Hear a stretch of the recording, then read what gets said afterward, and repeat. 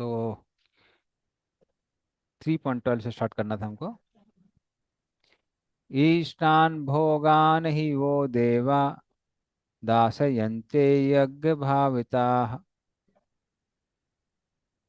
तेरदत्तान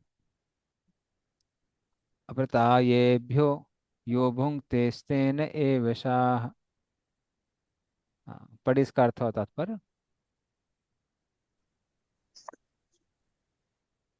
हरे कृष्ण प्रभु जी, मैं पढ़ूं? हाँ जी पढ़िए। जीवन की विभिन्न आवश्यकताओं की पूर्ति करने वाले विभिन्न देवता यज्ञ संपन्न होने पर प्रश्न होकर तुम्हारी सारी आवश्यकताओं की पूर्ति करेंगे। किंतु जो इन उपहारों को देवताओं को अर्पित किए बिना भोगता है वह निश्चित रूप से चोर है। तात्पर्य: देवता अगर भगवान विष्णु द्वारा भोग सामग्री प्रदान करने के लिए अधिकृत किए गए हैं, अतः नियत यज्ञों द्वारा उन्हें अवश्य संतुष्ट करना चाहिए। वेदों में विभिन्न देवताओं के लिए विभिन्न विभिन्न प्रकार के यज्ञों की संतुष्टि है, किंतु वे सब अंततः भगवान को ही अर्पित किए जाते हैं। किंतु जो ये नहीं समझ सकता कि भगवान क्या है, उसके लिए देव यज्ञ क्या विधान है। अनुष्ठानकर्ता के भौतिक गुणों के अनुसार वेदों में विभिन्न प्रकार के यज्ञों का विधान है। विभिन्न देवताओं की पूजा भी उसी आधार पर अर्थात गुणों के अनुसार ही की जाती है। उदाहरण उदाहरण रथ मांसाहारियों की को देवी काली की पूजा करने के लिए कहा जाता है, जो भौतिक प्रकृति की घोर रूपा है और देवी के समक्ष पशु बलि का आदेश है। किंतु जो सतोगुणी है, उनके लिए विष्णु की दिव्य पूजा बताई जाती है। अंततः समस्त यज्ञों का ध्येय उत्तरोत्तर दिव्य प्राप्त करना है। सामान्य व्यक्तियों के लिए कम से कम 5 यज्ञ आवश्यक है, जिन्हें पंच महायज्ञ कहते हैं। किंतु मनुष्य को यह जानना चाहिए कि जीवन की सारी आवश्यकताएं भगवान के देवता प्रतिनिधियों द्वारा ही पूरी की जाती है। कोई कुछ बना नहीं सकता। उदाहरण था, मानव समाज के भोज्य पदार्थों को ले। इन भोज्य पदार्थों में शाकाहारियों के लिए अन्य फल, शाक, दूध, चीनी आदि है, और मांसाहारियों के लिए मांस आदि, जिनमें से कोई भी पदार्थ मनुष्य नहीं बन सकता। एक और उदाहरण ले, यथा ऊष्मा, प्रकाश, जल, वायु आदि जो जीवन के लिए आवश्यक है, इनमें से किसी को बनाया नहीं जा सकता। परमेश्वर के बिना ना तो प्रचुर प्रकाश मिल सकता है, ना चांदनी, वर्षा या प्रातःकालीन समीर ही, जिनके बिना मनुष्य जीवित नहीं रह सकता। स्पष्ट है कि हमारी जीवन भगवान भगवान द्वारा प्रदत्त वस्तुओं का आश्रित है। यहाँ तक कि हमें अपने उत्पादन उद्गमों के लिए अनेक कच्चे मालों की आवश्यकता होती है, यथा धातु, गंधक, पारद, मैग्नीज तथा अन्य अनेक आवश्यकताएं वस्तुएं, जिनकी पूर्ति भगवान के प्रतिनिधि उ- इस उद्देश्य से करते हैं कि हम उनकी समुचित उपयोग करके आत्म साक्षात्कार के लिए अपने आप को स्वतः स्वस्थ एवं पुष्ट बनाए, जिससे जीवन का चरम लक्ष्य अर्थात भौतिक जीवन संघर्ष से मुक्त प्राप्त हो सके। यज्ञ समापन करने से मानव जीवन का ये लक्ष्य प्राप्त हो जाता है। यदि हम जीवन उद्देश्य को भूल कर भगवान के प्रतिनिधियों से अपनी इंद्र तृप्ति के लिए वस्तुओं लेते रहेंगे या इस संसार में अधिकाकी फंसते जाएंगे, तो इस सृष्टि का उद्देश्य नहीं है, तो निश्चय ही हम चोर हैं। इस तरह हम प्रकृति के नियमों द्वारा दंडित होंगे। चोरों को समाज कभी सुखी नहीं कर सकता, क्योंकि उनका कोई जीवन लक्ष्य नहीं होता। भौतिकवादी चोरों का कभी कोई जीवन लक्ष्य नहीं होता। उन्हें तो केवल इंद्र तृप्ति की चिंता रहती है। वे नहीं जानते कि यज्ञ किस तरह किए जाते हैं। किंतु चैतन्य महाप्रभु ने यज्ञ संपन्न करने की सरलता विधि का प्रवर्तन किया। यह है संकीर्तन यज्ञ, जो संसार के किसी भी व्यक्ति द्वारा जो कृष्ण भावनामृत के सिद्धांतों को अंगीकार करता है, संपन्न किया जा सकता है। हरे कृष्णा, धन्यवाद प्रभु। थैंक यू प्रभु धन्यवाद। जी। Thank you. तो इस श्लोक में आ, भगवान कह रहे हैं ईष्टान भगवान ही देवा दास्यन्ति यज्ञ भाविता। तो ये जो रूल था ये किसने बनाया था? ये ब्रह्मा जी ने बनाया था। क्या बनाया था? कि देवता लोग हमको क्या देते हैं? बारिश देते हैं, सूरज की रोशनी देते हैं, हाँ, अन्न पदार्थ देते हैं। तो क्योंकि वो ये सब देते हैं, इसलिए अगर उनका टैक्स ना पिया जाए, किसके द्वारा टैक्स पे किया जाता है? यज्ञ के द्वारा। हम्म। तो फिर क्या होगा? तो फिर व्यक्ति चोर कहलाएगा। जैसे मान ले कोई बिजली विभाग से अगर बिजली ले रहा है, पर बिजली का बिल पे नहीं करता है, तो उसको चोर कहा जाता है। क्योंकि जो देवता लोग हैं वो यज्ञ पे निर्भर करते हैं। तो इसलिए प्रभुपाद ने जैसे लिखा है, पंच महायज्ञ लिखे हुए हैं साधारण गृहस्थों के लिए। ये पंच महायज्ञ कौन कौन से हैं? पहला है पितृ यज्ञ, जिस पिंडदान किया जाता है इसमें, पितृपक्ष में, उसको पितृ पितृ यज्ञ कहते हैं। फिर देवताओं की पूजा की जाती है। हम्म। तीसरा जो ऋण होता है, तो इस तरह से आदमी पितृ ऋण से और देव ऋण से मुक्त होता है। फिर बड़े बड़े ऋषि मुनियों का हमारे ऊपर ऋण है, क्योंकि उन्होंने वेद लिखे हैं। तो वेदों के उच्चारण से वो ऋण से व्यक्ति मुक्त होता है। उसी तरह से निर्यज्ञ निर्ऋण होता है, जो हम साधारण लोग हैं उनसे अलग अलग सेवाएं लेते हैं। तो लोगों को भोजन कराने से उससे व्यक्ति मुक्ति प्राप्त करता है। और अन्य जीव जंतुओं को भोजन कराने से हम जीव जंतुओं से जो वो ले रहे हैं, सेवा ले रहे हैं, हम उससे मुक्त होते हैं। तो इस तरह से ये पंच महायज्ञ की संस्कृति वेदों में की गई है। पर प्रभुपाद कहते हैं कलयुग में ये यज्ञ करना बहुत मुश्किल है, इसीलिए कलयुग में संकीर्तन यज्ञ की संस्कृति की गई है। तो यदि हम संकीर्तन यज्ञ करते हैं तो हर तरह के ऋण से हम मुक्त हो सकते हैं। तो प्रोसेस है, संकीर्तन यज्ञ करिए और फिर प्रसाद बांटिए। आगे बोलते हैं भगवान, यज्ञ शिष्टाशिनः संतो मुच्यन्ते सर्व किल विषय भुंजते ते त्वघम पापा ये पचन्ति आत्म कारणात्। महाराज प्रभु पढ़िए इसका अर्थ और तात्पर्य। हरे कृष्ण प्रभु। भगवान के भक्त सभी प्रकार के पापों से मुक्त हो जाते हैं, क्योंकि वे यज्ञ में अर्पित किए भोजन प्रसाद को ही खाते हैं। अन्य लोग जो अपने इंद्रिय सुख के लिए भोजन बनाते हैं, वे निश्चित रूप से पाप खाते हैं। तात्पर्य, भगवत भक्तों या कृष्ण भावना भावित पुरुष को संत कहा जाता है। वे सदैव भगवत प्रेम में निम्न निम्न रहते हैं, जैसा कि ब्रह्म संहिता में कहा गया है, प्रेमा अनुजुरु रक्षिता भक्ति विलोचना संत सदैव हृदयेषु विलोकयन्ति। सत्गण श्री भगवान गोविंद समस्त आनंद के दाता हैं, या मुकुंद मुक्ति के दाता, या कृष्ण सबों को आकृष्ट करने वाले पुरुष के प्रगाढ़ प्रेम में मग्न रहने के कारण कोई भी वस्तु परम पुरुष को अर्पित किए बिना ग्रहण नहीं करते।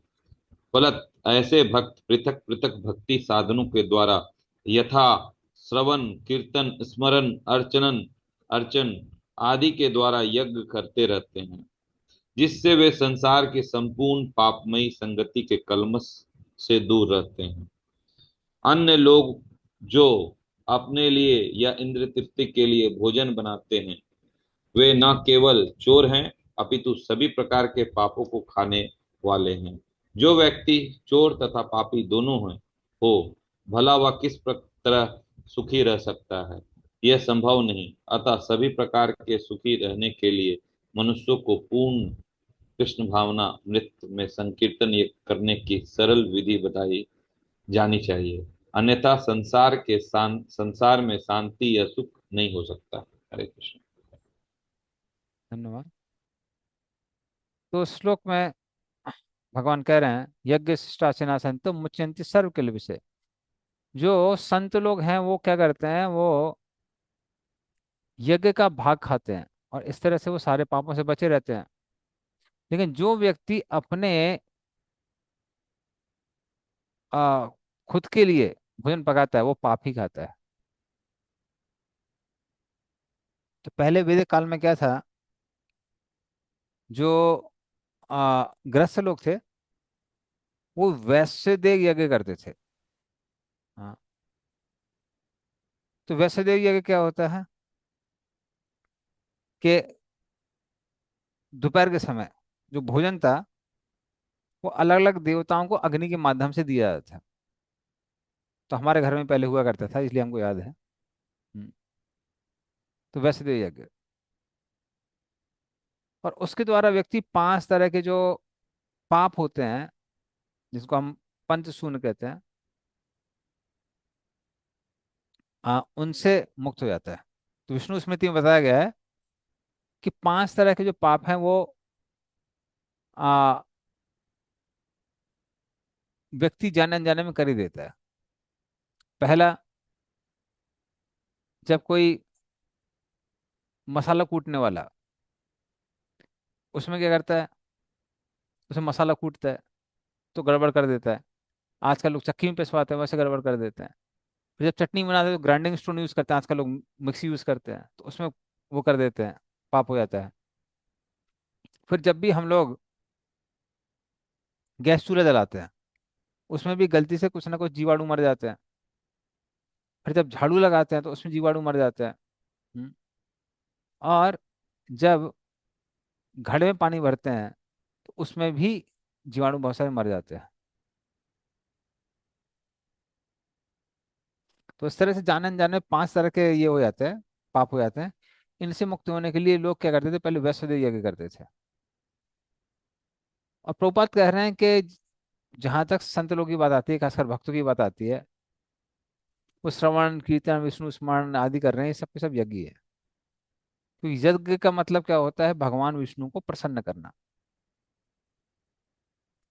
तो इस तरह से जो प्रसाद है वो मुक्त करने वाला है, और जो भोग है इस संसार में, वो इस संसार में बांधने वाला है।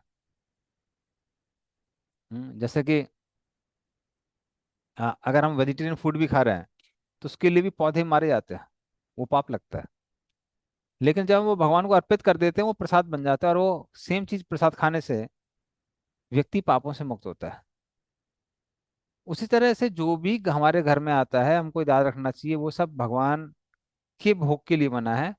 और जैसे हम उसको भगवान के लिए अर्पित करते हैं तो कैसा हो जाता है, वो पाप से मुक्त हो जाता है। तो वैदिक कल्चर में कल्चर था, क्या कल्चर, कुछ भी अगर सामान आएगा पहले किसको अर्पित करेंगे, भगवान को। अब कुछ चीजें हम भगवान को अर्पित नहीं कर सकते, जैसे जूते आए हम थोड़ा ना भगवान को अर्पित कर सकते हैं, तो उसको मन में अर्पित कर सकते हैं कि भगवान आपकी सेवा में लगाएंगे। हम्म। पर जो चीजें कपड़े वगैरह हैं, कुछ चीजें जो संभव है, वो हम भगवान को अर्पित करते हैं। गई गाड़ी आती है लोगों के पास में, वो भगवान को अर्पित करते हैं। तो जो वाहन की पूजा होती है एक्चुअली वो वाहन की पूजा नहीं होती है, वो भगवान की पूजा होती है। जब नरसिंह देव को वहां स्थापित करते हैं, कहते हैं भगवान आपकी सेवा में लगाने वाले हैं, अभी से वो आपकी प्रॉपर्टी है, हम आपके दास हैं, आपकी सेवा में उसको लगाएंगे। तो ये जब भावना हो जाती है कि सारी चीजें भगवान की हैं, मानस देहो गेहो जो किछु मोर पिलु तुआ पदे नंद किशोर। तो मानस मेरा मन, देहो मतलब ये देह, गेहो मतलब घर, तो जो कुछ हूँ मोर, आर पिलु तुआ पदे नंद किशोर, तो हे नंद किशोर ये सबका सब आपका है। तो इस तरह से जब अर्पित कर दिया जाता है सारी चीजें, तो फिर वो संसार में बांधती नहीं है, संसार से वो मुक्त करती है। लेकिन अगर इंद्रिय तृप्ति के लिए जो भी काम किया जाता है वो बांधने वाला ही है। खासकर बंगाल में कई बार इंद्रिय तृप्ति बड़े सामने से दिखती है, वो लोग सीधे पूछते हैं भोग को है, भोग को है। अरे भोग नहीं, प्रसाद। भोग बांधने वाला है, पूरी दुनिया भोग करती है। प्रसाद क्या है, भगवान की कृपा है। तो जब हम भगवान को अर्पित कर देते हैं तो उनकी कृपा को हम लोग क्या बोलते हैं, प्रसाद। प्रसाद मतलब कृपा। तो प्रसाद मुक्त करने वाला है, भोग इस संसार में बांधने वाला है। तो जो भगवान को चढ़ाते हैं उसको क्या बोलते हैं, भोग। और एक बार भगवान को अर्पित हो जाता है वो क्या है, भगवान की कृपा है, तो उसको बोलते हैं प्रसाद। तो भोग बांधने वाला है, प्रसाद मुक्त करने वाला है। ठीक है, तो आगे चलते हैं। अब कैसे यज्ञ करने से व्यक्ति मुक्त होता है और कैसे मेंटेनेंस होता है, इसकी साइकिल यहाँ दी हुई है। हम्म। अन्नात् भवन्ति भूतानि, पर्जन्यात् अन्न संभवा, यज्ञात् भवन्ति पर्जन्यो, यज्ञ कर्म समुद्भवः। पढ़िए इसका अर्थ और तात्पर्य। हाँ, पूनम माता जी। उसके बाद नेक्स्ट वाला रानी माता जी। सारे प्राणी अन्न पर आश्रित है। जो वर्षा से उत्पन्न होता है, वर्षा यज्ञ संपन्न करने से होती है, और यज्ञ नियत कर्मों से उत्पन्न होता है। भगवत गीता के महान टीकाकार श्री बलदेव विदाभूषण इस प्रकार लिखते हैं, ये इंद्रादंगत्यावस्थितम् यज्ञम सर्वेश्वरम विष्णु भवस्य च तच्छेषमसनन्ति तेन तहे तदेह यात्रां सम्पादयन्ति ते सन्तः सर्वेश्वर सर्वेश्वरस्य यज्ञपुरुषस्य भक्ता सर्वकिलाम्बेश्वर अनादिकाल विवरेद्यर आत्मानुभव प्रतिबंध कैर्निखिले पार्थे मुच्यन्ते। परमेश्वर जो यज्ञ पुरुष अथवा समस्त यज्ञों के भोक्ता कहलाते हैं, सभी देवताओं के स्वामी हैं, और जिस प्रकार शरीर के अंग पूरे शरीर की सेवा करते हैं, उसी तरह सारे देवता उनकी सेवा करते हैं। इंद्र, चंद्र तथा वरुण जैसे देवता भगवान द्वारा नियुक्त अधिकारी हैं, जो सांसारिक कार्यों की देख रेख करते हैं। सारे वेद इन देवताओं को प्रसन्न करने के लिए यज्ञों का निर्देश करते हैं, जिससे वे अन्न उत्पादन के लिए प्रचुर वायु, प्रकाश तथा जल प्रदान करें। जब कृष्ण की पूजा की जाती है, तो उनके अंग स्वरूप देवताओं की भी स्वतः पूजा हो जाती है। अतः देवताओं की अलग से पूजा करने की आवश्यकता नहीं होती। इसी हेतु कृष्णा भावना भवित भगवत भक्त सर्वप्रथम कृष्ण को भोजन अर्पित करते हैं और तब खाते हैं। यह ऐसी विधि है जिससे शरीर का आध्यात्मिक पोषण होता है। ऐसा करने से न केवल शरीर के विगत पापमय कर्म फल नष्ट होते हैं, अपितु शरीर प्रकृति के समस्त कल्मशों से निरापद हो जाता है। जब कोई छूत का रोग फैलता है, तो इसके आक्रमण से बचने के लिए रोगाणु रोगाणुरोधी टीका लगाया जाता है। इसी प्रकार भगवान विष्णु को अर्पित करके ग्रहण किया जाने वाला भोजन हमें भौतिक संदूषण से निरापाद बनाता है, और जो इस विधि का अभ्यस्त है वह भगवत भक्त कहलाता है। अतः कृष्णा भावना भवित व्यक्ति जो केवल कृष्ण को अर्पित किया गया भोजन करता है, वह उन समस्त विगत भौतिक दूषणों के फलों का सामना करने में समर्थ होता है, जो आत्म साक्षात्कार के मार्ग में बाधक बनते हैं। इसके विपरीत जो ऐसा नहीं करता, वह अपने पाप पूर्ण कर्म को बढ़ाता रहता है, जिससे उसे सारे पाप फलों को भोगने के लिए अगला शरीर कुकड़ों सुकड़ों के समान मिलता है। यह भौतिक जगत नाना कल्मशों से पूर्ण है, और जो भी भगवान के प्रसाद को ग्रहण करके उनसे निरापद हो लेता है, वह उनके आक्रमण से बच जाता है। किंतु जो ऐसा नहीं करता, वह कर्मश का लक्ष्य बनता है। अन्न अथवा शाक वास्तव में खाद है। मनुष्य विभिन्न प्रकार के अन्न, शाक, फल आदि खाते हैं, जबकि पशु इन पदार्थों की उच्चिष्ट को खाते हैं। जो मनुष्य मांस खाने के अभ्यस्त है, उन्हें भी शाक के उत्पादन पर निर्भर रहना पड़ता है, क्योंकि पशु शाक ही खाते हैं। अतएव हमें अंततः खेतों के उत्पादन पर ही आश्रित रहना है, बड़ी बड़ी फैक्ट्रियों के उत्पादन पर नहीं। खेतों का यह उत्पादन आकाश से होने वाली प्रचुर वर्षा पर निर्भर करता है, और ऐसी वर्षा इंद्र, सूर्य, चंद्र आदि देवताओं के द्वारा नियंत्रित होती है। ये देवता भगवान के दास हैं। भगवान को यज्ञों के द्वारा संतुष्ट रखा जा सकता है। अतः जो इन यज्ञों को संपन्न नहीं करता, उसे अभाव का सामना करना होगा। यही प्रकृति का नियम है। अतः भोजन के अभाव से बचने के लिए यज्ञ, और विशेष रूप से इस युग के लिए संस्कृत संकीर्तन यज्ञ संपन्न करना चाहिए। हरे कृष्ण प्रभु जी। धन्यवाद। तो इस श्लोक में यज्ञ की साइकिल बताई गई है। किस यज्ञ होता कैसे है? अन्नाद भवंती भूतानी। हम्म, तो हाँ। जो हमारे भौतिक शरीर हैं वो किसके बने? अन्न के बने हैं। रूपात बोलते हैं, कोई बोलता है कि हम तो सिर्फ मांस खाते हैं। अरे आप मांस खाते हैं तो किसी पशु को खाते होंगे ना। और वो पशु क्या खाता है? वो तो साग सब्जी खाता होगा ना। तो उस तरह से सब लोगों का शरीर किसका बना है? अन्न का बना हुआ है। अन्नाद भवंती भूतानी। हम्म। परजान्नात अन्न संभवा। लेकिन ये अन्न आता कहाँ से? ये आता है बारिश से। ठीक ठाक बारिश होती है, यानी कि ज्यादा बारिश हो रही है, ज्यादा कम नहीं, सही मात्रा में जब बारिश होती है तब उससे क्या होता है? अन्न उत्पन्न होता है। हम्म। परजान्नात अन्न संभवा। और यज्ञात भवति पर्जन्यो। और ये बारिश कब होती है? ये बारिश तब होती है खासकर उचित मात्रा में, जब कोई यज्ञ कर रहा है, अर्थात भगवान की सेवा कर रहा है। हम्म। और ये कैसे उत्पन्न होता है? यज्ञ कौन सा होता है? यज्ञ कर्म समुद्भवा। तो जब सब लोग अपने अपने वर्णाश्रम धर्म का पालन करते हैं और भगवान विष्णु को सेंटर में रखते हैं, या फिर भक्त लोग जब भक्ति कर रहे हैं, तब उससे उचित मात्रा में क्या होती है? बारिश होती है। तो इस तरह से सारी चीजें किस पे निर्भर करती हैं? यज्ञ पे निर्भर करती है। हम्म। जैसे कहते हैं कि जो भूदेवी हैं, जो कि हमको अन्न देती हैं, खनिज पदार्थ देती हैं, वो वराहदेव की पत्नी है। तो जब कोई वराहदेव की पूजा कर रहा है, भगवान विष्णु की पूजा कर रहा है, तब वो अच्छी मात्रा में देती है। और मान लीजिए कोई पाप कर रहा है तो उसको छुपा लेती है। तो इस तरह से जब भगवान विष्णु की सेवा की जाती है इन सब चीजों से, तब क्या होता है? तब व्यक्ति को इन सब का लाभ मिलता है। हम्म, तो इस तरह से मेंटेनेंस होता है हर किसी का। तो ये यज्ञ की साइकिल है, यज्ञ का चक्र है। कि मनुष्य क्या करेगा? यज्ञ करेगा। यज्ञ करके देवताओं को संतुष्ट करेगा। देवता लोग उचित सामग्रियां देंगे हमको।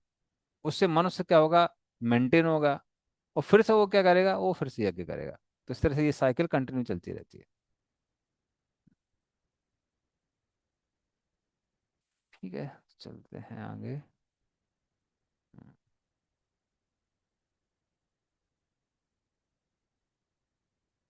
कर्म ब्रह्मोद्भवम विद्धि ब्रह्माक्षर समुद्भवम तस्मात् सर्वगतम ब्रह्म नित्यम यज्ञ प्रतिष्ठितम। हाँ, रानी माता जी पढ़ने वाली थी, पढ़िए। जी हरे कृष्ण। वेदों में नियमित कर्मों का विधान है और ये वेद साक्षात श्री भगवान पर ब्रह्मा से प्रकट हुए हैं। फलतः सर्वव्यापी ब्रह्मा यज्ञ कर्मों में सदा स्थित रहता है। तात्पर्य: इस श्लोक में यज्ञार्थ कर्म अर्थात कृष्ण को संपन्न प्रसन्न करने के लिए कर्म की आवश्यकता को भली भांति विवेचित किया गया है। यदि हमें यज्ञ पुरुष विष्णु के परितोष के लिए कर्म करना है तो हमें ब्रह्मा या दिव्य वेदों से कर्म की दिशा प्राप्त करनी होगी। अतः सारे वेद कर्म देशों की संहिताएं हैं। वेदों के निर्देश के बिना किया गया कोई भी कर्म विकर्म या अवैध अथवा पापपूर्ण कर्म कहलाता है। अतः कर्म फल से बचने के लिए सदैव वेदों से निर्देश प्राप्त करना चाहिए। जिस प्रकार सामान्य जीवन में राज्य के निर्देश के अंतर्गत कार्य करना होता है, उसी प्रकार भगवान के परम राज्य के निर्देशन में कार्य करना चाहिए। वेदों में ऐसे निर्देश भगवान के स्वाद से प्रत्यक्ष प्रकट होते हैं। कहा जो गया है कि अस्य महत्वभूतस्य निश्वसितम् एतद् यद् ऋग्वेदो यजुर्वेदः सामवेदो अथ अथर्वांगिरस। चार वेद ऋग्वेद यजुर्वेद सामवेद तथा अथर्ववेद भगवान के स्वाद से उद्भूत है। बृहद बृहदारण्यक उपनिषद 4.5.11 ब्रह्म संहिता से प्रमाणित होता है कि सर्वशक्तिमान होने के कारण भगवान अपने श्वास के द्वारा बोल सकते हैं। अपने प्रत्येक इंद्रिय के द्वारा अन्य समस्त इंद्रियों के कार्य संपन्न कर सकते हैं। दूसरे शब्दों में भगवान अपने निश्वास के द्वारा बोल सकते हैं और वे अपने नेत्रों से गर्भाधान कर सकते हैं। वस्तुतः यह कहा जाता है कि उन्होंने प्रकृति पर दृष्टिपात किया और समस्त जीवों को गर्भस्थ किया। इस तरह प्रकृति के घर में बद्ध जीवों को प्रविष्ट करने के पश्चात उन्होंने उन्हें वैदिक ज्ञान के रूप में आदेश दिया, जिससे वे भगवत धाम वापस जा सके। हमें ये सदैव स्मरण रखना चाहिए कि प्रकृति में सारे बद्ध जीव भौतिक भोग के लिए इच्छुक रहते हैं, किंतु वैदिक आदेश इस प्रकार बनाए गए हैं कि मनुष्य अपने विकृत इच्छाओं की पूर्ति कर सकता है और तथाकथित सुख भोग पूरा करके भगवान के पास लौट सकता है। बद्ध जीवों के लिए मुक्ति प्राप्त करने का यह सुनहरा अवसर होता है। अतः उन्हें चाहिए कि कृष्ण भावना भावित होकर यज्ञ विधि का पालन करें, यहाँ तक कि जो वैदिक आदेशों का पालन नहीं करते वे भी इस भावनामृत के सिद्धांतों को ग्रहण कर सकते हैं, जिससे वैदिक यज्ञों या कर्मों की पूर्ति हो जाएगी। हरे कृष्ण। धन्यवाद। तो यहाँ भगवान क्या कह रहे हैं? भगवान कह रहे हैं कर्म ब्रह्मोद्भवम विद्धि ब्रह्माक्षर समुद्भवम तस्मात् सर्वगतम ब्रह्म नित्यम यज्ञ प्रतिष्ठितम। कि ब्रह्म ब्रह्म यहाँ पर वेद को कहा गया है। तो व्यक्ति कर्म कैसे करता है? वो वेदों के अनुसार करता है। वेदों के अनुसार जो कार्य किया जाता है उसको कर्म कहते हैं, जो उसके विपरीत है उसको विकर्म कहते हैं। हम्म। तो जब कोई व्यक्ति वेदों के नियमों को सुनता है तब उसके अनुसार जब कार्य करता है उसको ये कहा जाता है। और ब्रह्माक्षर समुद्भवम, ये वेद कहाँ से आए हैं? ये ब्रह्माक्षर। ब्रह्माक्षर वैसे कई बार ओमकार को कहा जाता है और कई बार ब्रह्म को कहा जाता है। तो वहां से कौन आए हैं? वेद आए हैं। हाँ। तो इस तरह से हम्म, आ, सारी चीजें कहाँ आई है? भगवान विष्णु के सांस से आई है। भगवान विष्णु जब सांस लेते हैं उससे ओमकार आता है और उस ओमकार से सारे वेद निकलते हैं।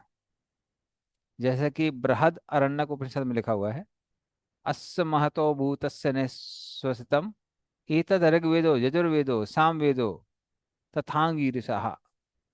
ऋग्वेद, यजुर्वेद, सामवेद और अथर्ववेद ये सब भगवान विष्णु के सांस लेने से आए हैं। इसीलिए भगवान विष्णु के से वेद आए हैं। और जब हम वेदों का पालन करते हैं तो इसका मतलब उसमें भगवान विष्णु हैं, उस सेक्शन में भगवान विष्णु हैं। इससे क्या सिद्ध होता है कि अगर हम यज्ञ कर रहे हैं तो उससे भगवान की प्राप्ति जरूर अवश्य हो जाएगी। हाँ। तो इस तरह से यज्ञ क्या है? बहुत आवश्यक है।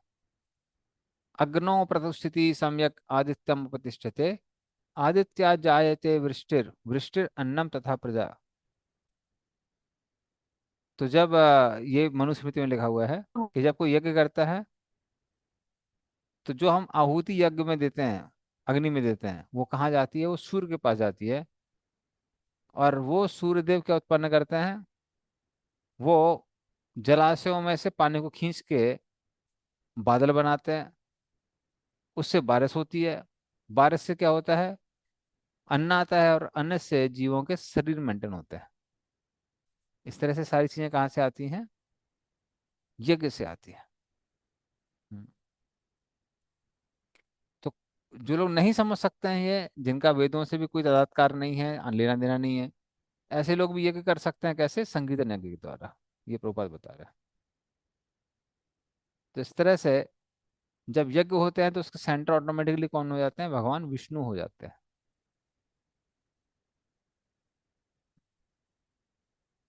ठीक है, अगले श्लोक में चलते हैं। एवं प्रवर्तितम चक्रम नानुवर्तयाति है यह अघायुर इंद्रियारामो मोघम पार्थ सजीवति। पढ़िए इसका अर्थ और तात्पर्य।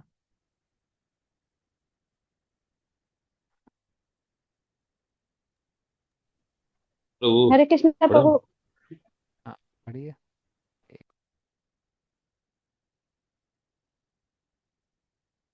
कौन पढ़ने वाला था, पढ़िए इसको। जी पढ़िए, माता माता जी पढ़िए। हरे कृष्ण। हे प्रिय अर्जुन, जो मानव जीवन में इस प्रकार वेदों द्वारा स्थापित योग चक्र का पालन नहीं करता, वो निश्चय ही पापोमय जीवन व्यतीत करता है। ऐसा व्यक्ति केवल इंद्रियों की तुष्टि के लिए व्यर्थ ही जीवित रहता है। तात्पर्य, इस श्लोक में श्री भगवान ने कठोर परिश्रम करो और इंद्रियों का आनंद लो, इस सांसारिक विचारधारा का तिरस्कार किया है। अतः जो लोग इस संसार में भोग करना चाहते हैं, उन्हें उपयुक्त योग चक्रों का अनुसरण करना परमावश्यक है। जो ऐसे विधि विधानों का पालन नहीं करता, अधिकाधिक तिरस्कृत होने के कारण उसका जीवन अत्यंत संकटपूर्ण रहता है। प्रकृति के नियमानुसार ये मानव शरीर विशेष रूप से आत्म साक्षात्कार के लिए मिला है, जिसे कर्मयोग, ज्ञान योग या भक्ति योग में से किसी एक विधि से प्राप्त किया जा सकता है। इन योगियों के लिए यज्ञ संपूर्ण करने की कोई आवश्यकता नहीं रहती, क्योंकि ये पाप पुण्यों से परे होते हैं। किंतु जो लोग इंद्रिय तृप्ति में जुटे हुए हैं, उन्हें पूर्वोक्त योग चक्रों के द्वारा शुद्धिकरण की आवश्यकता रहती है। कर्म के अनेक भेद होते हैं। जो लोग कृष्ण भावना भावित नहीं है, वे निश्चय ही विषय परायण होते हैं। अतः उन्हें पूर्ण कर्म करने की आवश्यकता होती है। योग पद्धति इस प्रकार सुनियोजित है कि विषयोन्मुख लोग विषयों के फल में फंसे बिना अपनी इच्छाओं की पूर्ति कर सकते हैं। संसार की संपूर्णता हमारे प्रयासों पर नहीं, अपितु परमेश्वर की पृष्ठभूमि योजना पर निर्भर है, जिसे देवता संपादित करते हैं। अतः वेदों में वर्णित देवताओं को लक्षित करके इनको किए जाते हैं। अप्रत्यक्ष रूप में ये कृष्ण भावनामृत का ही अभ्यास रहता है कि क्योंकि जब कोई इन योगों में दक्षता प्राप्त कर लेता है, तो वो अवश्य ही कृष्ण भावना भावित हो जाता है। किंतु यदि ऐसे योग करने से कोई कृष्ण भावना भावित नहीं हो पाता, तो इसे कोरी आचार संहिता समझना चाहिए। अतः मनुष्यों को चाहिए कि वे आचार संहिता तक ही अपनी प्रगति को सीमित ना करे, अपितु उसे पार करके कृष्ण भावनामृत को प्राप्त हो। हरे कृष्ण। धन्यवाद।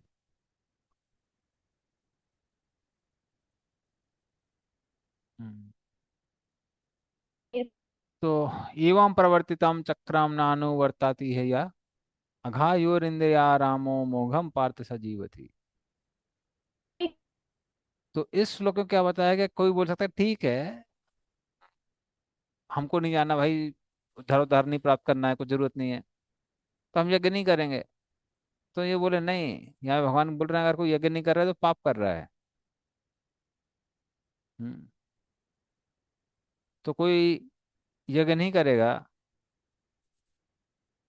और बिना यज्ञ से प्राप्त हुए अन्न को ग्रहण करेगा, तो वो क्या कर रहा है, वो पाप का जीवन जी रहा है। और ऐसा व्यक्ति फिर नरक गामी गामी हो जाता है, वो नरक के लिए तैयार हो जाता है। तो सिंपल से भगवान ने वो दिया है, प्रोसेस दी है, यज्ञ से बारिश होगी, बारिश से अन्न आएगा, अन्न से व्यक्ति का शरीर बनेगा, और जब व्यक्ति का शरीर स्वस्थ हो जाएगा तो वो फिर से यज्ञ करेगा, यज्ञ से फिर बारिश होगी, और इस तरह से यज्ञ का जो चक्र है वो चलता रहेगा। लेकिन जो बोलता है नहीं नहीं हमारे अपने तरीके हैं, ऐसा व्यक्ति भगवान कहते हैं कि वो पाप का जीवन जीता है और बाद में वो नरक जाने के लिए तैयार हो जाता है। हम्म। तो यहाँ पे भगवान नेगेटिव तरीके से बोल रहा है कि मतलब अगर आप नहीं करेंगे तो क्या होगा, तो फिर आप पाप के भागी बनेंगे। जैसे कई बार लोग बोलते हैं ना कि ठीक है भाई, हम बिजली का बिल पे नहीं करेंगे, ये नहीं करेंगे, वो नहीं करेंगे, ऊपर से तार डाल देंगे, उसे अपना वो चलाएंगे। ठीक है, आप उसको चला सकते हैं और आप सोच सकते हैं कि हाँ कम से कम बिना इसके भी तो काम चल रहा है।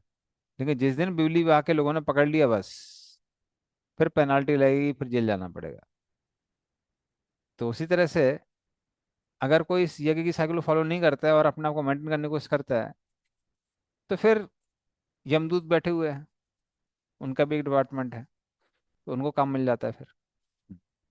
तो इस तरह से भगवान कहते हैं कि वो पाप का जीवन जीता है।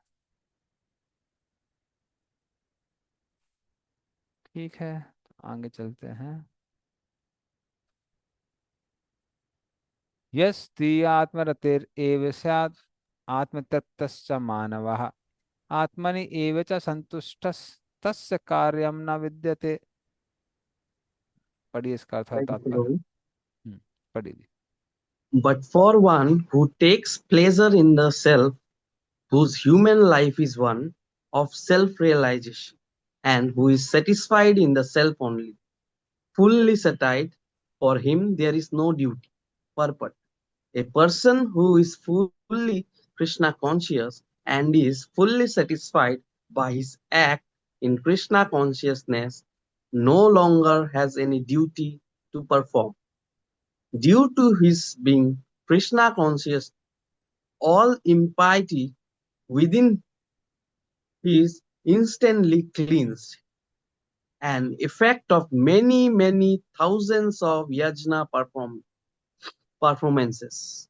But by such clearing of consciousness, one becomes fully confident of his eternal position in relationship with the Supreme.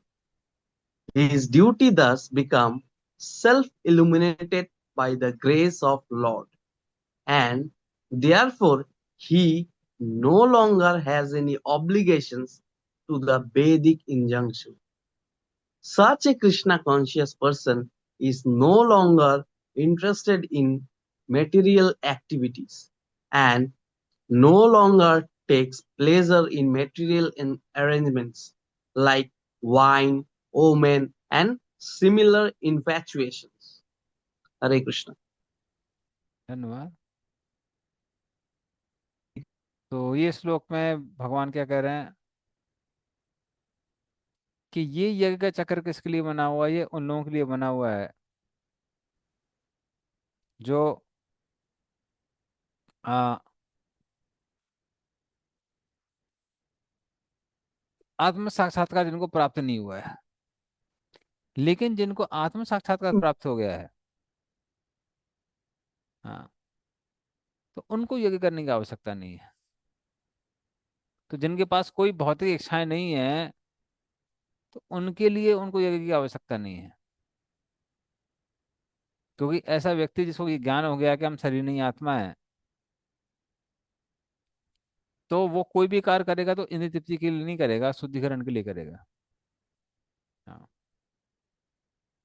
तो ऐसा व्यक्ति स्वयं में संतुष्ट रहता है, स्वयं का जो आनंद है, आत्मा आनंद, उसमें आनंद लेता है। तो आत्मानि एवा तस्य कार्यम न विद्यते। तो ऐसा व्यक्ति जो आत्मा में आनंद ले रहा है, उसके लिए कोई ड्यूटी नहीं बनी है।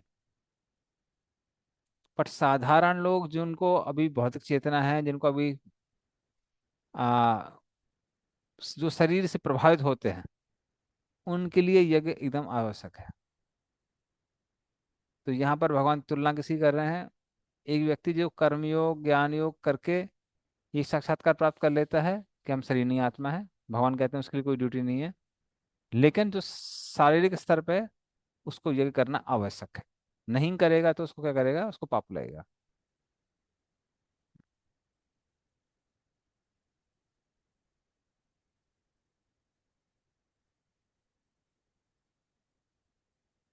Okay, 18 number. नैव तस्य कृतेनार्थो न कृते नेह कश्चन नाचास्य सर्वभूतेषु कश्चित् अर्थ व्यपाश्रयः। हरे कृष्ण प्रभु, मैं पढ़ूं? हाँ, पढ़िए। हरे कृष्ण, दंडवत प्रणाम। A self-realized man has no purpose to fulfill in the discharge of his prescribed duties, nor has he any reason not to perform such work, nor has he any need to depend on any other living being. Purport: a self-realized man is no longer obliged to perform any prescribed duty, seva, and accept activities.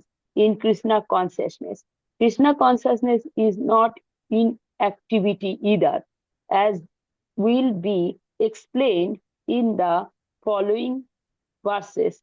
A Krishna conscious man does not take shelter of any person, man, or demigod. Whatever he does in Krishna consciousness, he is sufficient in the discharge of his obligation. Hare Krishna. धन्यवाद। तो यहाँ भगवान क्या कह रहे हैं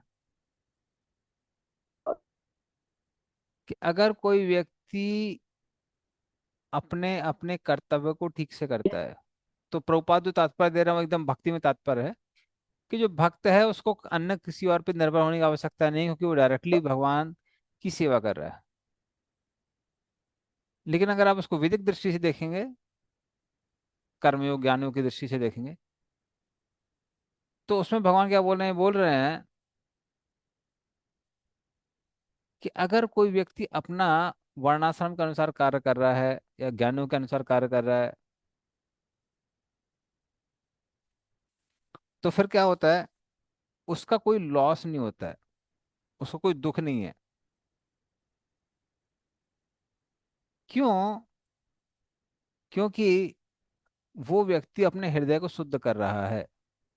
अर्थात इसका मतलब ये क्या है, इसका मतलब है कि अगर किसी का हृदय शुद्ध भी है तो भले ही उसको आवश्यकता नहीं है यज्ञ करने की, अगर फिर भी वो यज्ञ कर रहा है तो उसका कोई लॉस नहीं होगा। क्योंकि गोल क्या है जीवन का, वो है भगवान विष्णु को प्रसन्न करना। तो ऐसा व्यक्ति वो सबके लिए आश्रय बन सकता है, ब्रह्मा से लेके एक छोटे से प्राणी तक सबके लिए आश्रय बन सकता है। हाँ, जैसे भागवतम में भी दिया हुआ है, वासुदेव भगवती भक्ति योगा प्रयोजितः जनयति आसु वैराग्यम ज्ञानम च यद अहेतुकम। हम्म, कि जो व्यक्ति अहेतु की भक्ति करता है, किसकी, भगवान वासुदेव की, उसको ज्ञान और वैराग्य इस संसार से वैसे भी प्राप्त हो जाते हैं। हम्म, तो उस तरह से उस व्यक्ति को अन्य किसी चीज की आवश्यकता नहीं है। अगर कोई भक्ति कर रहा है तो अलग से कुछ और करने की आवश्यकता नहीं है, इसको यहाँ क्लियर किया गया है। तो उसके लिए ऑटोमेटिकली सारी चीजें हो जाती हैं। कई बार भक्त लोग चिंतित हो जाते हैं, प्रभु जी हमारे, हम तो ग्रस्त हैं, हमारा ये कर्तव्य वो कर्तव्य। अगर आप भक्ति कर रहे हैं तो फिर कोई और धार्मिक कर्तव्य नहीं बचता आपके लिए, वो अपने आप में ही पर्याप्त है। बल्कि कोई व्यक्ति कितना भी नीच क्यों ना हो, जैसे भागवतम में दूसरे स्कंद में आता है श्लोक, किराट हूणांद पुलिंद पुलकसा आभीर सुम्बाय वना खसादय ये अन्य च पापा यदपाश्रयाशय शुद्धन्ति तस्मै प्रभु विष्णवे नमः। तो किराट, जो छोटा नागपुर जिसको अभी रांची वगैरह का एरिया बोलते हैं, वहां के लोगों को किराट कहा जाता है। छोटी छोटी हाइट वाले होते हैं। हूण, जो मुगल वगैरह जहाँ से है उनको हुड़ कहा जाता है। फिर आंध्र प्रदेश के जो लोग हैं, पुलिंद पुलकस अभीर सुम्बा खस, ये सब लोग वो लोग हैं जो मांस खाने के लिए जाने जाते हैं। तो ऐसे लोगों को कई बार वेदों के आर्यवर्त में नहीं माना जाता है, उनको आर्यन नहीं माना जाता, सिविलाइज नहीं माना जाता है। तो इस तरह से उनको आउटकास्ट कहा जाता है। लेकिन ऐसे कोई भी आउटकास्ट क्यों ना हो, अगर वो क्या कर रहे हैं, यद अपाश्रया आश्रय, ये उनका आश्रय ले रहा है जिसने किसका आश्रय लिया है, भगवान विष्णु का आश्रय लिया है। मतलब किसी भक्त का अगर कोई आश्रय ले रहा है तो शुद्धंति तस्मै, व्यक्ति कितना भी नीच और पापी क्यों ना हो शुद्ध हो जाता है। क्यों? प्रभु विष्णुवे नमः, भगवान विष्णु इतने शक्तिशाली हैं कि जो भगवान विष्णु से अटैच हो जाता है वो भी शक्तिशाली हो जाता है, वो भी पावरफुल हो जाता है। तो इतनी शक्ति है भगवान की भक्ति में, तो वो किसी भी व्यक्ति को शुद्ध कर सकती है भक्ति। 12वें स्कंद में भी एक श्लोक आता है, अर्गो अस्याथ विसर्गश्च वृत्ति रक्षाणंतराणि च वंशो वंशानुचरितम संस्था हेतुरपाश्रय। कि हे ब्राह्मण, जहां तक पुराण को समझने की बात आई है उसमें 10 तरह के टॉपिक्स है। हाँ। और जो इन पुराण को समझ जाता है और भगवान की भक्ति करता है, उसको अन्य किसी और चीज का आश्रय लेने की आवश्यकता नहीं है। तो अर्थात जिसने किसी ने भगवान विष्णु का, भगवान कृष्ण का आश्रय ले लिया है, फिर उसको लिए कोई और रिस्पॉन्सिबिलिटी नहीं है। हम्म, तो इस तरह से भगवान कहते हैं। तो भक्त को इन सब चीजों की चिंता करने की आवश्यकता नहीं है, पर साधारण लोगों के लिए यज्ञ का चक्र बना है।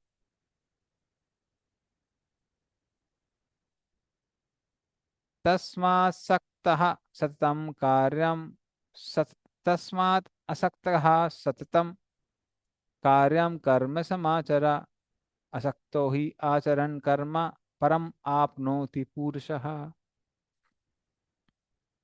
पढ़िए इसका अर्थ और तात्पर्य। मैं पढ़ू प्रभु? हाँ जी, पढ़िए। हरे कृष्ण।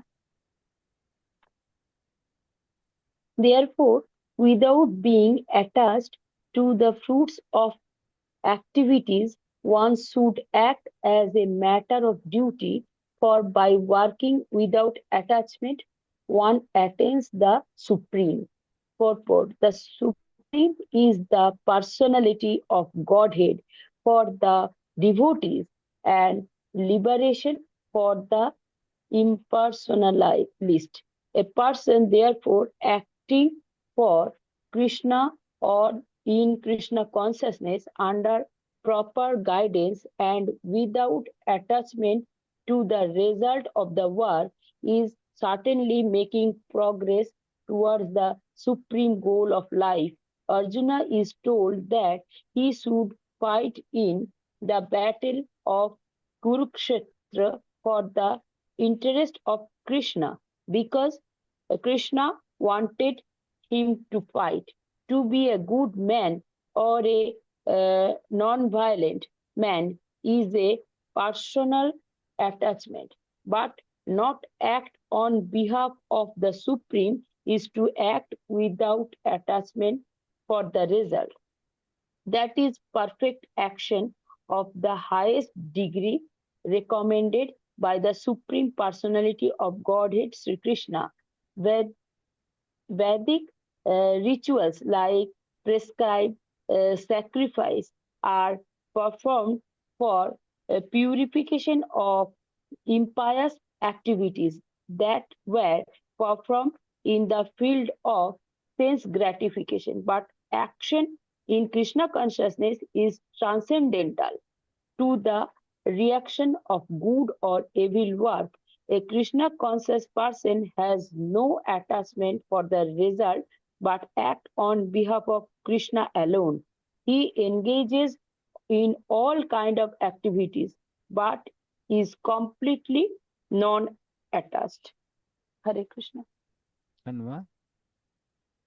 तो इसको अब हम श्लोक को भी दो दृष्टि से देखेंगे। एक जैसा कि प्रभुपाद ने बोला है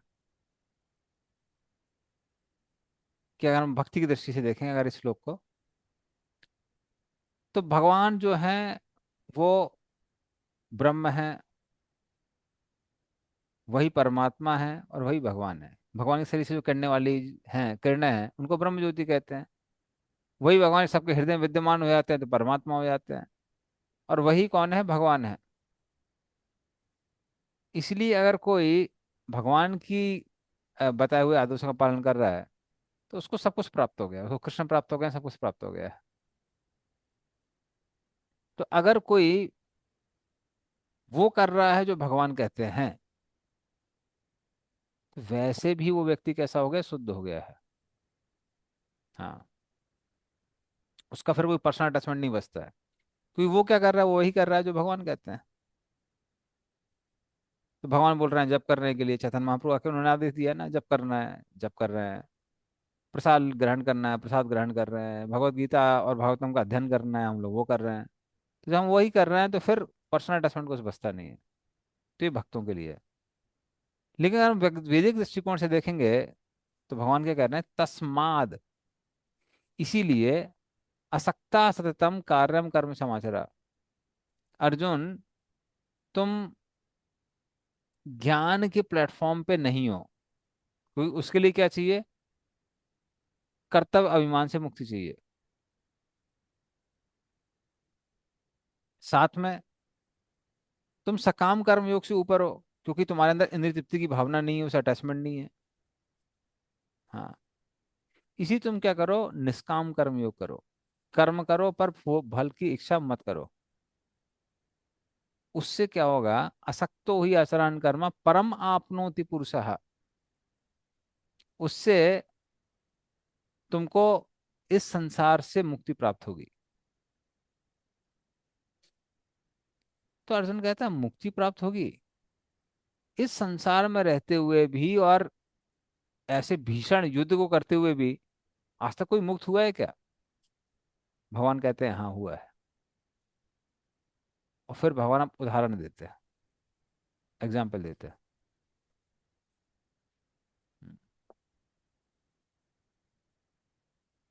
कर्मणे ही संसिद्धिम आस्थिता जनकादयः लोक संग्रह में वापि संपश्यन कर तुम अर्हसि। हाँ, पढ़ी इसका अर्थ और तात्पर्य। हरे कृष्ण प्रभु, मैं पढ़ रही हूँ। हम्म, Kings such as Janaka मतलब attained. कोई और कोई पढ़ना चाहेगा आपका? हरे ठीक है। कृष्णा प्रभु मैं। हाँ, पढ़िए पढ़िए। जिन लोगों ने अभी तक कोई ने किसी ने कुछ नहीं पढ़ा वो पढ़ सकता है, जिसने एक भी नहीं पढ़ा है। ठीक, ओके। सब लोग पढ़ चुके हैं क्या? ठीक है, फिर कोई भी पढ़ लीजिए। जी प्रभु। बहुत से लोगों का कैमरा बंद है, कैमरा ऑन कर लें। हम्म, भक्तों से अनुरोध है, कैमरा ऑन कर लीजिए। हरे कृष्ण। पढ़ लो क्या? हाँ जी, पढ़िए। Kings such as Janaka attained perfection solely by the performance of prescribed duty. Therefore, just for the sake of educating the people in general, you should perform your work. Purport.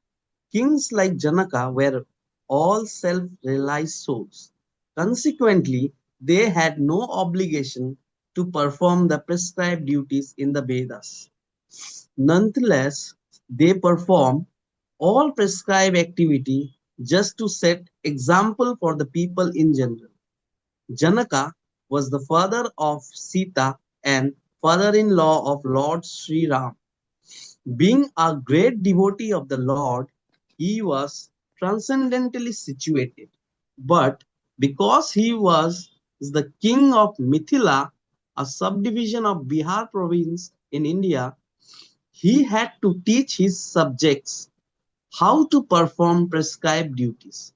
Lord Krishna and Arjuna, the Lord's eternal friend, had no need to fight in the battle of Kurukshetra, but they fought to teach people in general that violence is also necessary in a situation where good arguments fail. Before the battle of Kurukshetra, every effort was made to avoid the war, even by Supreme Personality of Godhead. But the other party was determined to fight. So, for such a right cause, there is a necessity for fighting. Although one who is situated in Krishna consciousness may not have any interest in the world, he still works to teach the public how to live and how to act. Experienced persons in Krishna consciousness can act in such a way that others will follow, and this is explained in the following verses. Hare Krishna. धन्यवाद। तो अभी भगवान उदाहरण दे रहे हैं जनक महाराज का। तो जनक title है, सीता जी के पिता का नाम था सिरधज जनक। तो जनक की परंपरा में जो भक्ताएं हैं वो एक से एक महान भक्ताएं हैं। हम्म, तो भगवान यहाँ क्या बता रहे हैं? कि जो इस लाइन में लीनियज में जो भक्ताएं हैं वो सबके सब ज्ञान योग के लिए क्वालिफाइड हैं। फिर भी उन्होंने क्या किया, सब लोगों के लिए उदाहरण प्रस्तुत करने के लिए उन्होंने अपने कर्म किए और इस तरह से उन्होंने भी इस संसार से उद्धार प्राप्त किया। जैसे कि जनक महाराज के बारे में आता है, वो श्लोक बोलते हैं, हाँ, अनंतमय में वित्तम, मेरे जो पास जो कोष है, धन है, राज है, वो कैसे अनंत है, उसकी कोई सीमा नहीं है। फिर भी कुछ मेरा नहीं है, फिर भी कुछ मेरा नहीं है। इसलिए अगर पूरी मिथिला भी जल जाएगी तो मेरा कुछ नहीं जलेगा, क्योंकि कुछ मेरा है ही नहीं। तो उसको बोलते हैं फ्रीडम फ्रॉम पोजेसिव मेंटेलिटी, कि ये मेरा नहीं है, सब कुछ किसका है, सब भगवान का दिया हुआ है, मेरे संसार में कुछ नहीं है। तो ऐसा ज्ञान प्राप्त हुआ जो व्यक्ति है जनक जैसे, उन्होंने भी राज्य संभाला, गृहस्थ जीवन का अच्छे से पालन किया। किस लिए पालन किया? ताकि बाकी लोग इस उदाहरण को फॉलो करके वो भी संसार से उद्धार प्राप्त कर सके। तो वही भगवान क्या बोल रहे हैं, भगवान बोल रहे हैं कि इस तरह से अर्जुन, अगर तुमको लगता है कि तुम पहले से क्वालिफाइड हो ज्ञान योग करने के लिए, तब भी ज्ञान योग मत करो, क्या करो, निष्काम कर्म योग करो। क्योंकि बाकी लोग जो क्वालिफाइड नहीं है वो आपको इमिटेट करेंगे और क्या करेंगे, इस तरह से उनका पतन हो जाएगा। जैसे एक बार भक्ति सिद्धांत सरस्वती ठाकुर जब राधा कुंड गए थे, तो राधा कुंड के जो बाबा जी लोग हैं उन्होंने इनवाइट किया था। सुना था कि अरे बड़े दिव्य पुरुष हैं, उनको चैतन्य महाप्रभु के दर्शन हुए हैं, सारे देवताओं का, सारे जितने भी गुरु परंपरा उनका दर्शन हुआ है। तो उन्होंने सोचा भाई सुना जाए इनसे राधा कृष्ण की लीलाएं। तो वो लोग एक्सपेक्ट कर रहे थे कि बड़े वैरागी होंगे। लेकिन जब भक्ति सरस्वती वहां पहुंचे, वो रॉयल्स रॉयस में पहुंचे। रॉयल्स रॉयस की जो कार थी उस समय सिर्फ बंगाल के गवर्नर के पास थी और उनके पास थी। क्योंकि जब तक आप अपनी रॉयल्टी नहीं दिखाते हैं वो कार नहीं मिलती आपको। आज भी हर आदमी रॉयल्स रॉयस नहीं खरीद सकते, भले ही पैसा हो। आपको पहले अपनी विशेषता प्रूव करनी पड़ती है कि आप स्पेशल हैं, तब मिलता है। तो क्योंकि भक्तिविनोद ठाकुर के पास थी, भक्तिविनोद ठाकुर थे वो हाई कोर्ट जज, इसलिए उनको मिली थी। तो वो उस रॉयल्स रॉयस में बैठ के गए। और जब वो वहां से उतरे तो ओवरकोट था उनके पास, बूट्स थे, ऊपर से नीचे के लोगों ने जब वो देखा तो कंफ्यूज हो गए, अरे यही है क्या भक्ति हंसती? बोले हाँ यही है। बोले ठीक है, कोई बात नहीं, आसन वगैरह दिए, बैठिए, आप थोड़ा सा प्रवचन करिए। और जब वो प्रवचन करने लगे, वो प्रवचन किस पे करने लगे, ईशोपनिषद पे करने लगे। ईशावास्यम इदम सर्वम यत्किंच जगदाम जगत, तेन तक्ते न भुंजिता मागधा कस्य देनम। कि सब कुछ भगवान का है, सब भगवान सबके स्वामी है, जो आपके कोटे में है उसको ग्रहण करें, दूसरे कोटे पे आंख ना लगाएं, आंख ना डालें। तो वो लोग कहने लगे कि महाराज ये तो सब हमको पता है, आप राधा कृष्ण की लीलाएं सुनाइए हमको। वो कहने लगे तुम लोग एक नंबर के निकम्मे हो, तुम इसी के लायक हो, उस लोग के लायक। दूसरों की औरतों पे तुम नजर डालते रहते हो और अपने आप को समझते हो कि हम राधा कृष्ण की लीला समझने लायक हैं। तो डांट के पूरा 3 घंटा लेक्चर दिया, इसी पे दिया। तो इसलिए वो उन्होंने क्यों बोला कि अगर कोई व्यक्ति अपना कार्य कैसे करता है, ऐसे करता है जो दूसरों के लिए अच्छा उदाहरण बन सके, तो बाकी लोग उसको फॉलो कर सकते हैं, बाकी लोग उसको फॉलो कर सकते हैं। हम्म। तो अगर कोई गृहस्थ है तो उसको अपना अच्छे से पालन करना चाहिए। अगर लेकिन अगर वो गृहस्थ के नाम पे क्या दिखा रहा है, वैराग्य दिखा रहा है, अपनी चीजें ठीक से नहीं कर रहा है, तो जैसे मैंने बताया था, गृहस्थ का अलग होता है काम, वानप्रस्थ का अलग होता है। अगर कोई वो एक बार सेटल हो गया है, उसने अपनी सारी जिम्मेदारी पूरी कर ली है, तो वो व्यक्ति वैराग्य प्राप्त करके कुछ कर सकता है। लेकिन जब तक कोई गृहस्थ जीवन में है, तब तक उसको सारी रिस्पॉन्सिबिलिटी ठीक से करनी चाहिए। ये नहीं कि बच्चा बीमार है, पति भूखा बैठा हुआ है, आप अपना उसमें है, या फिर पति है वो अपनी पत्नी पे ध्यान नहीं दे रहा है, बच्चों पे ध्यान नहीं दे रहा है, वैराग्य उत्पन्न हो गया, आप घर से भाग गए, तो वो नहीं। तो अपनी चीजें रिस्पॉन्सिबिलिटी करिए।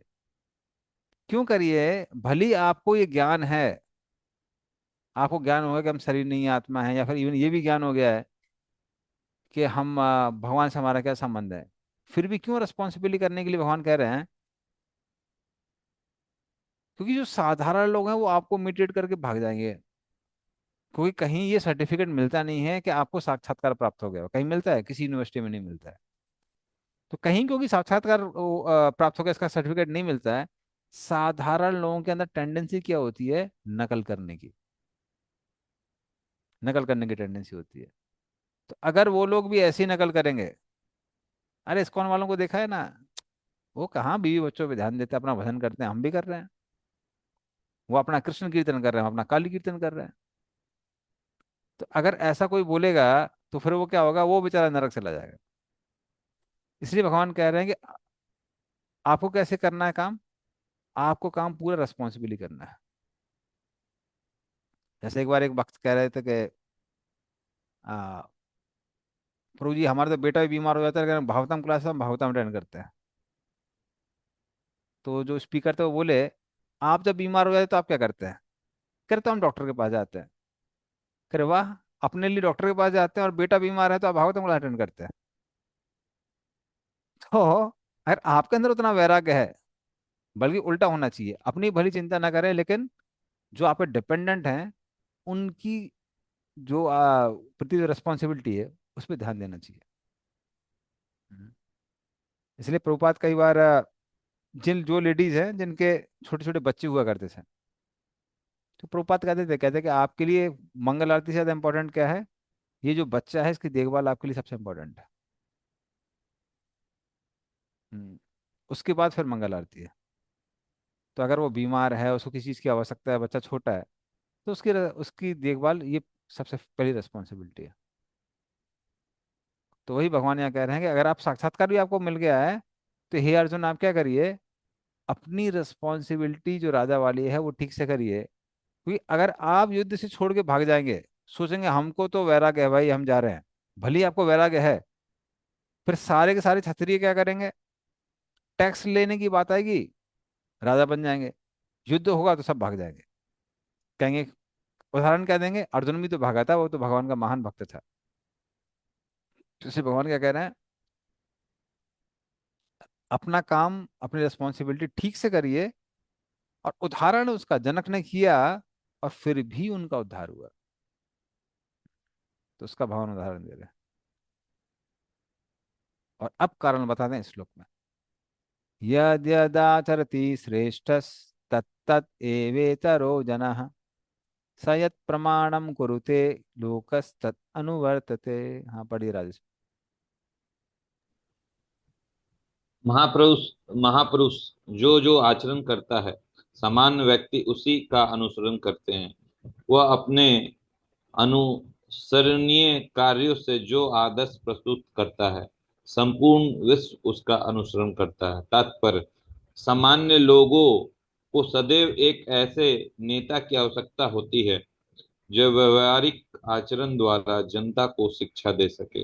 यदि नेता स्वयं धूम्रपान करता है तो वह जनता को धूम्रपान बंद करने की शिक्षा नहीं दे सकता। चैतन्य महाप्रभु ने कहा कि शिक्षा देने से पूर्व शिक्षक को ठीक ठाक आचरण करना चाहिए। जो इस प्रकार की शिक्षा देता है वह आचार्य या आदर्श शिक्षक कहलाता है। अतः शिक्षक को चाहिए कि सामान्य जन को शिक्षा देने के लिए स्वयं शास्त्रीय सिद्धांतों का पालन करे। कोई भी शिक्षक प्राचीन प्रामाणिक ग्रंथों के नियमों के विपरीत कोई नियम नहीं बना सकता। मनु संहिता जैसे प्रामाणिक ग्रंथ मानव समाज के लिए अनुसरणीय आदर्श ग्रंथ हैं। अतः नेता का उपदेश ऐसा आदर्श शास्त्रों के नियमों पर आधारित होना चाहिए। जो व्यक्ति अपनी उन्नति चाहते हैं उसे महान शिक्षकों द्वारा अभ्यास किए जाने वाले आदर्श नियमों का पालन करना चाहिए।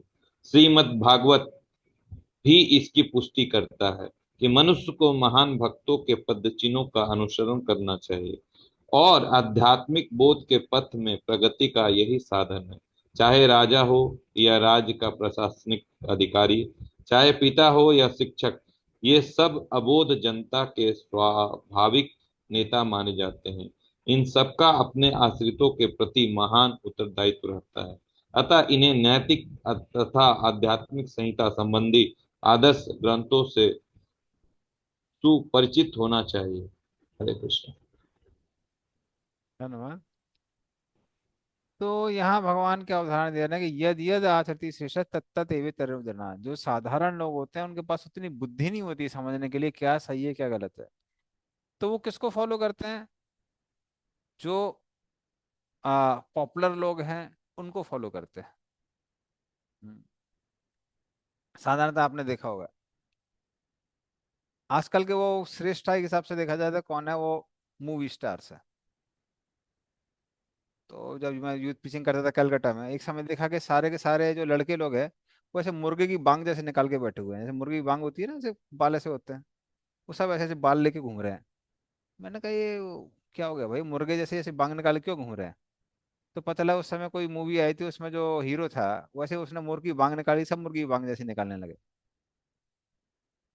यहाँ बाल है आसपास गंजा है ऐसे सर करके घूम रहे हैं। तो लोग इतने बेवकूफ, साधारण जनता कैसे बेवकूफ है? जो हीरो हीरोइन करेंगे वही करेंगे। हम्म, और इवन मैंने वो छोड़िए, इवन कल्चरली देखा है। कल्चरली इन सब चीजों का इतना इम्पैक्ट पड़ता है। जैसे कि आ, खासकर यहाँ नॉर्थ इंडिया में जब ये समय होता था दशहरे का समय, तो रामलीला होती थी। कहीं कहीं तो एक एक महीने रामलीला चलती थी। लोग सब शाम को जाते थे, रामलीला मैदान था हर गांव में शहर में। और एक महीने तक पूरा भगवान राम की लीलाएं देखते थे। फिर रावण दहन ये सब हुआ करता था। लेकिन क्या हुआ, गुलशन कुमार जी आए, उन्होंने टी सीरीज खोली। उन्होंने पॉपुलर किया इनको, वैष्णो देवी को। वैष्णो देवी को पॉपुलर कर दिया और सब लोग उन्हें वो फॉलो कर रहे हैं। वहीं जयकारे लग रहे हैं, ये है वो है, वो पूरा पूरा दुर्गा पूजा में कन्वर्ट हो गया। तो इस समय जो भगवान राम की पूजा थी वो ऑलमोस्ट पूरी एकदम आप बोलेंगे बैकग्राउंड में चली गई है। अब जो भक्त लोग हमारे साथ थे वहां पर आ, अयोध्या में, तो अयोध्या में हम वही दशहरा हम तो ये सोच के गए थे कि ठीक है दशहरा मतलब बहुत बड़ा कोई उत्सव होगा। कुछ नहीं, वो सब बैकग्राउंड में चला गया। सब जगह वहां पर भी दुर्गा पूजा मनाई जा रही है। तो इस तरह से जो श्रेष्ठ लोग करते हैं वो कहीं ना कहीं लोगों के दिमाग में चला जाता है। संतोषी माता की आ, पूजा पॉपुलर कब हुई? जब मूवी आ गई जय संतोषी माँ, बस सब संतोषी माँ की पूजा करने लगे। उसी तरह से आ, पहले एक मूवी आई थी नदिया के पार वगैरह, कई बहुत सारी मूवीज आई। उसमें करवा चौथ को बड़ा फेमस किया। तो जिन लोगों के खानदान में कभी करवा चौथ फॉलो नहीं किया तो वो भी करवा चौथ फॉलो करने लगे। बहुत सारी ऐसी फैमिलीज है खासकर वेस्टर्न यूपी और साइड का जो वहाँ है वहाँ लोग नहीं फॉलो करते थे। लेकिन आ, काजोल ने शाहरुख खान के लिए करवा चौथ का व्रत रखा। तो लेडीज क्यों पीछे रहे? अपने पति के लिए तो रखेंगे रखेंगे। तो लोग जनरली क्या करते हैं, जो श्रेष्ठ लोग करते हैं उसी को फॉलो करने लगता है। हालांकि कुछ कुछ कुछ रीजन्स में बहुत सालों से चल रही है, वो बात अलग है। पर जहां नहीं चल रही थी वहां भी चालू हो गई। और मेन रीजन है कि लोग श्रेष्ठ को फॉलो करते हैं। लेकिन हम देखेंगे जाने अनजाने में कुछ ना कुछ लोग हमको फॉलो करते हैं। इसलिए हमको अपना आचरण बहुत अच्छे से करना चाहिए। तो कई बार हमको लगता है कि ठीक है भाई हम तो इतने बड़े श्रेष्ठ नहीं है, पर कई बार हम जो चीजें करते हैं बाकी लोग भी वो फॉलो करने लगते हैं। मेरे को एक बार याद है, मैं काउंसलर कैंप लेके गया था, बहुत पुरानी बात है, 2011 12 की बात है। तो मैं एक वाटर बॉटल लिए हुआ था, एक शॉल ओढ़े हुए था। हम लोग वहां पुरी में गए थे दिसंबर के टाइम। 3 दिन बाद देखा मेरे सारे काउंसिलिंग लोग सब ने पता नहीं कहाँ से शॉल खरीद लिया और सब बॉटल लिए हुए हैं। तो एक दो दिन तो उन्होंने नोटिस नहीं किया, 2 दिन 3 दिन हो गया। मैंने कहा यार सब शॉल क्यों खरीद रहा है? तब समझ में आया कि मैंने शॉल ओढ़ा इसलिए सब शॉल ओढ़े हुए हैं। उसके पहले सब स्वेटर में थे। और जैसे मैंने वाटर बॉटल खरीद सब वाटर बॉटल खरीदे हुए हैं। तो लोगों की आदत होती है। हम्म। शिमला भी मैं पढ़ाता हूँ इंस्टीट्यूट में, क्योंकि मैंने कंटी माला पहनी हुई है। धीमे धीमे देख रहा हूँ कंटी माला बढ़ती जा रही है लोगों के गले में। सब तिलक तिलक लगा के कंटी माला पहन के सब सब आना चालू कर दिया है। तो आप जो करते हैं बाकी लोग भी कई बार, जो हमको पता कई बार नहीं होता है, इन्फ्लुएंस होकर लोग वही करते हैं। इसलिए हमको अपना आचरण कैसे करना चाहिए बहुत ध्यानपूर्वक करना चाहिए। अगर हम अपना आचरण ठीक से नहीं कर रहे हैं तो फिर बाकी लोग भी गलत आचरण फॉलो करके उस तरह से हो जाते हैं। वही भगवान कह रहे हैं, श्रेष्ठ। तो कोई फैमिली के लिए श्रेष्ठ है, कोई एक सोसाइटी के लिए श्रेष्ठ है, कोई एक ग्रुप के लिए श्रेष्ठ है, और कुछ लोग बहुत मास इन्फ्लुएंसर होते हैं जो बहुत लोग उनको फॉलो करते हैं। तो इसलिए अगर हम अपना आचरण ठीक से करेंगे तो बाकी लोगों का भी आचरण अपने आप अच्छा हो जाएगा। इसलिए भक्त भले ही जिसको हम बोलेंगे बहुत प्रचार ना करे, लेकिन अपने आचरण द्वारा वो डायरेक्टली इनडायरेक्टली प्रचार कर ही देता है। साधारण लोग भी आप देखेंगे वो कई बार आकर्षित क्यों हो जाते हैं भक्तों से, क्योंकि भक्त लोग कुछ अलग हैं, कुछ अलग हैं। बाकी लोग सब मूवी देख रहे हैं, चाय पी रहे हैं, सिगरेट फूंक रहे हैं, ये सब काम कर रहे हैं। वो यहाँ देख रहे हैं कि आप थी तो भाई बाहर का समोसा आता है तो उसमें मना कर देता है, ये प्रसाद नहीं, हम नहीं खाएंगे। उनको लगता है यार ये तो कुछ अलग है। तो उस तरह से वो ऑटोमेटिकली भक्त लोग क्या होते हैं, वो सोसाइटी में अलग से हो जाते हैं। तो शुरू में भले ही लोग हमें क्रिटिसाइज करें, ये तो अलग है, अपने कुछ कुछ चलाता रहता है, फिर अंदर ही अंदर अप्रिसिएशन आता है। उसकी वजह से बाकी लोग भी फॉलो करने लगते हैं धीमे धीमे करके। इसलिए हमको अपने प्रिंसिपल्स बहुत डिलिजेंटली और कठोरता से फॉलो करने चाहिए। ऑफ कोर्स गाइडेंस में करने चाहिए, बट अगर हम केयरफुल हैं, हम ध्यानपूर्वक कर रहे हैं, तो बाकी लोग भी क्या करेंगे, हमको इमिटेट करेंगे। जैसे आपने देखा होगा कई बार कुछ घरों में लोग जब बड़े बुजुर्ग की सेवा नहीं करते हैं तो उनके लिए भी ओल्ड एज होम के यहाँ दरवाजे खुल जाते हैं।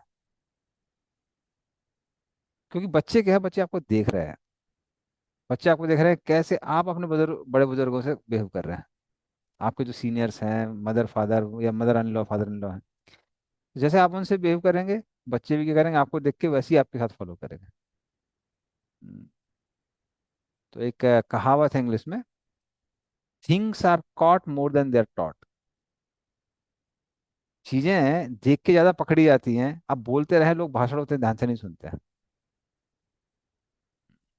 आदमी क्या कर रहा है उसको ध्यान से देखता है। तो इसलिए सावधान रहना चाहिए, वही भगवान कह रहे हैं। ठीक है, तो नेक्स्ट श्लोक में चलते हैं। अब भगवान उदाहरण देते हैं अपना, कि कैसे मैं चीजें बहुत सावधानी से करता हूँ। न मे पार्थास्ति कर्तव्यम त्रिषु लोकेषु किंचन, नानवाप्तम अवाप्तव्यम वर्त एव च कर्मणि। हाँ, पढ़िए राधाकांत। अ, हे पृथा पुत्र, तीनों लोकों में मेरे लिए कोई भी कर्म नियत नहीं है। ना मुझे किसी वस्तु का अभाव है और ना आवश्यकता ही है। तो भी मैं नियत कर्म करने में तत्पर रहता हूँ। तात्पर्य, वैदिक साहित्य में भगवान का वर्णन इस प्रकार हुआ है। तमीश्वराणाम परमं महेश्वरम, तम देवतानां परमं च दैवतम, पतिं पतीनां परमं परस्तात्, विदाम देवं भुवे न समीड्यम्, न तस्य कार्यं करणं च विद्यते, न तत्समश्चाभ्यधिकश्च दृश्यते, परास्य शक्ति विविधैव श्रूयते, स्वाभाविकी ज्ञान बल क्रिया च। परमेश्वर समस्त नियंताओं के नियंता हैं और विभिन्न लोकपालकों में सबसे महान हैं। सभी उनके अधीन हैं। सारे जीवों को परमेश्वर से ही विशिष्ट शक्ति शक्ति प्राप्त होती है। जीव स्वयं श्रेष्ठ नहीं है। वे सभी देवताओं द्वारा पूज्य हैं और समस्त संचालकों के भी संचालक हैं। अतः वे समस्त भौतिक नेताओं तथा नियंताओं से बढ़कर हैं और सबों द्वारा आराध्य हैं। उनसे बढ़कर कोई नहीं है और वे ही समस्त कारणों के कारण हैं। उनका शारीरिक स्वरूप सामान्य जीव जैसा नहीं होता। उनके शरीर तथा आत्मा में कोई अंतर नहीं है। वे परम हैं। उनकी सारी इंद्रियां दिव्य दिव्य हैं। उनकी कोई भी इंद्रिय अन्य किसी इंद्रिय का कार्य संपन्न कर सकती हैं। अतः न तो कोई उनसे बढ़कर है, न ही उनके तुल्य है। उनकी शक्तियां बहुरूपिणी हैं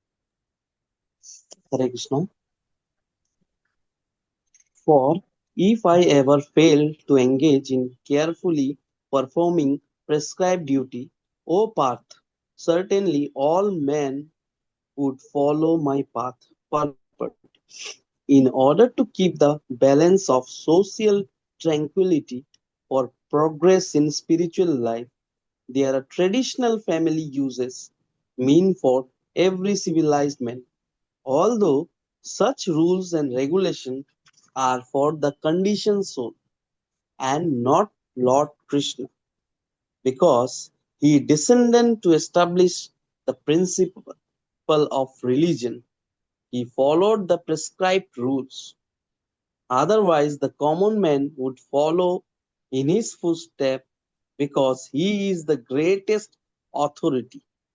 From the Srimad Bhagavatam, it is understood that Lord Krishna was performing all the religious duty at home and out of home as required of a householder. Hare Krishna. धन्यवाद।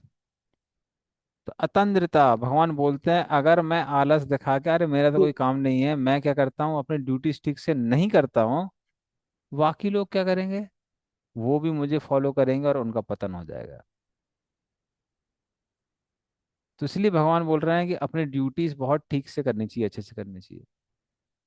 और साधारणता भी क्या होता है, जब हम अपनी ड्यूटीज ठीक से करते हैं तो ऑटोमेटिकली शारीरिक चेतना से हम थोड़ा तो ऊपर उठते हैं। शारीरिक चेतना से थोड़ा सा ऊपर उठते हैं। जैसे आपने देखा होगा कई बार, जब कोई ऐसा कार्य है जो बहुत अर्जेंट है, मान लीजिए घर में कोई बीमार हो गया है, हम्म, या फिर बच्चों का जब टेस्ट एग्जाम होता है, उस समय कुछ हद तक लोग बोले हैं एक हिसाब से, तो साधारण इंद्रिय तृप्ति से लोग थोड़ा मुक्त हो जाते हैं। सब्जी में नमक है, ज्यादा है, गुस्सा नहीं आता है। किसी ने गाली गलौज कर दी, कोई गुस्सा नहीं आता है। हाँ, तो छोटी छोटी जो समस्याएं हैं, वो व्यक्ति उसको वैसे भी पार कर जाता है। लेकिन जो व्यक्ति आलस कर जाता है, उसका मन क्या आता है, उसका मन उसको परेशान कर देता है। तो जो आदमी खाली बैठा रहता है, एक मच्छर भी काटता है तो उसको बहुत दर्द होता है। लेकिन जो व्यक्ति बिजी रहता है, चार लोग उल्टा सीधा बोल रहे हैं तो भी उसको ज्यादा फर्क नहीं पड़ता है। इसलिए वैदिक कल्चर में राजा का कर्तव्य क्या था कि हर किसी को अपने वर्णाश्रम धर्म के अनुसार कार्य करना है। क्योंकि लोग अगर आलसी हो जाएंगे तो फिर वो आपराधिक प्रवृत्ति उनकी हो जाती है, गलत काम करने की प्रवृत्ति उनकी चली जाती है। इवन जो मॉडर्न गवर्नमेंट है, मॉडर्न गवर्नमेंट में जो लोग नेठल्ले होते हैं, कुछ काम नहीं करते हैं, उनके लिए गवर्नमेंट क्या एंकरेज कर रही है कि आप क्या करिए, आप उनके लिए फुटबॉल मैचेस रखिए, कोई स्पोर्ट्स रखिए उनके लिए। और फिर किसी ने तो मोदी जी कोई क्लिप भेजी थी मेरे को। अभी क्राइम बढ़ गया, रेट क्राइम बढ़ने के लिए तो सारा जगह खेल के लिए अभी चारों साइड का किया, फुटबॉल फुटबॉल हम्म। के लिए। हाँ, तो मोदी ने हाँ, कुछ तो ताकि बोला क्राइम बोला बोला कम बोला हो। उन्होंने। हाँ, उन्होंने बताया कि कहीं कहीं पे कहीं कुछ गांव पर धाम लोगों ने फुटबॉल मैचेस वगैरह रख के, तो वहां पे ऑटोमेटिक क्राइम रेट गिर गया। क्यों क्राइम रेट गिर गया? लोग एंगेज हैं। तो जब लोग एंगेज होते हैं तो ऑटोमेटिकली क्या होता है, जो दिमाग है वो गलत जगह नहीं जाता है। इसलिए भगवान क्या कह रहे हैं कि आ, अगर कोई भक्त है तो अच्छा है, भक्ति का कार्य करना चाहिए, पर दिमाग को खाली नहीं रखना चाहिए। पूरी लाइफ में दिन भर में एंगेजमेंट कितना होना चाहिए? जितनी हमारी कैपेसिटी उसे थोड़ा सा ज्यादा होना चाहिए। थोड़ा सा ज्यादा, क्योंकि थोड़ा सा खन के हाँ थोड़ा सा काम बचा हुआ है। तो माइंड अगर एब्जॉर्ब रहेगा तो फिर वो इंद्रिय तृप्ति की तरफ नहीं जाएगा। लेकिन खाली दिमाग शैतान का घर। जिसका दिमाग खाली पड़ा हुआ है, वो सब यहाँ वहाँ प्रपंच करता रहेगा। इस ना, इसने ये किया, उसने वो किया, इसने ये बोला, उसने वो बोला, ये फालतू काम करता रहेगा और वैसा व्यक्ति परेशान रहेगा। इसलिए भगवान बोल रहे हैं कि इसलिए मैं भी आलस नहीं दिखाता हूँ, मैं अपना कर्तव्य बहुत अच्छे से करता हूँ। ठीक है, तो आगे हम लोग अगली क्लास में वो करेंगे, कंटिन्यू करेंगे। श्रीमद् भगवत गीता की जय, श्रील प्रभुपाद की जय। हरे कृष्णा वांछाकल्पतरुभ्यश्च। प्रभु। हाँ। प्रभु नेक्स्ट क्लास तो हम लोग का यात्रा भी रहेगा ना? तो नेक्स्ट क्लास हम लोग एक मिनट रुक जाइए, क्या करते हैं, इसको पहले स्टॉप करते हैं। पहले हम वांछाकल्पतरुभ्यश्च कृपा सिंधु पतितानां पावनेभ्यो वैष्णवभ्यो नमः, श्रील प्रभुपाद की जय।